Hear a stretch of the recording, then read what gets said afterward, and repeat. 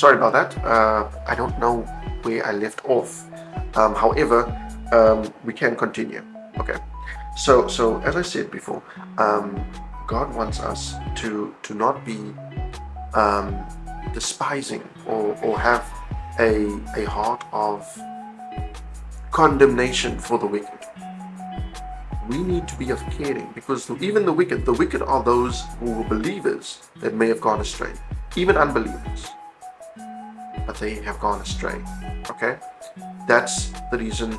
That's the reason why God wants us not to have that kind of, because they were good. Okay, they did not start out as bad people. No one ever starts out as a bad person.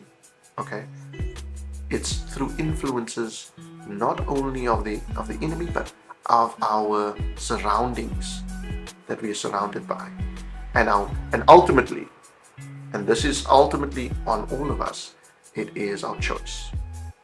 Because at the end of the day, you can influence till kingdom come, but if you do not make the choice, but you have the freedom of making the choice, and your choice is either towards the flesh or it's towards the spirit, and that's towards God ultimately.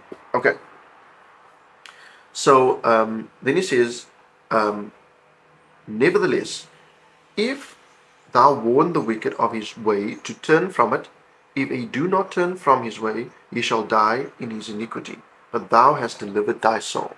Which means God is kind of saying, you've done all you can, okay, but you gotta do all you can, because you know. Here's the amazing thing about God, is that you know that what God will preserve you, because God always sticks to his word. Okay, he always is very, very. He puts himself sort of in these handicap spaces where he says, "I will surely bless you," which means he puts it on himself to make sure that you're blessed and that he follows what he has promised. Okay, um, so he says to us, "You know that you're going to be saved. Okay, you know it, but they don't, because at the moment they're still in the dark." Okay? The wicked, unfortunately, in the dark. They carry their own wisdom, but they are devoid of fear of God. And when you do not fear God, guess what? You're devoid of wisdom. Okay? Which means even though the battle is already lost, you don't know. The Pharaoh did not know that his kingdom was distraught and destroyed, because he still grabbed all of his army and went after the Israelites, not realizing there was nothing left. The wealth was gone, the people were in disarray, and he only had his soldiers left. They were no longer, in that moment, no longer the most powerful Egyptian kingdom. God destroyed them, and he did not even realize until he died.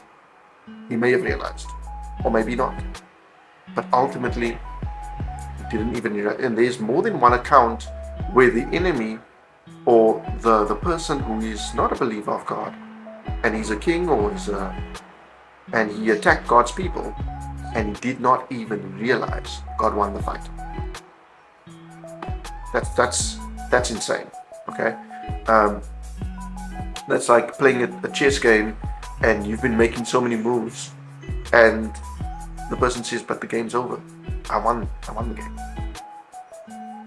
That's okay. That's Jesus. Okay, all right. So I'm gonna leave it at that. I think this is more than enough. There's so much more for me to share, so I'll definitely make a part 2. But thank you so much for listening, and I hope that you are blessed by it. And I hope that you share this word with others if you feel so led. And I hope that you are blessed tremendously, and that this word really does give you a desire to seek Jesus, because I'm telling you, it's not only the best decision of your life, but it's the best decision, period. Period. Okay. Yeah, there's so much more I want to share, but I'll share it with. I'll start the part two right away. And yeah, thank you so much for listening. Have a fantastic day. Hope God blesses your day, your week, your month, and your year. And hope God blesses you too. Thank you so much for listening. Bye.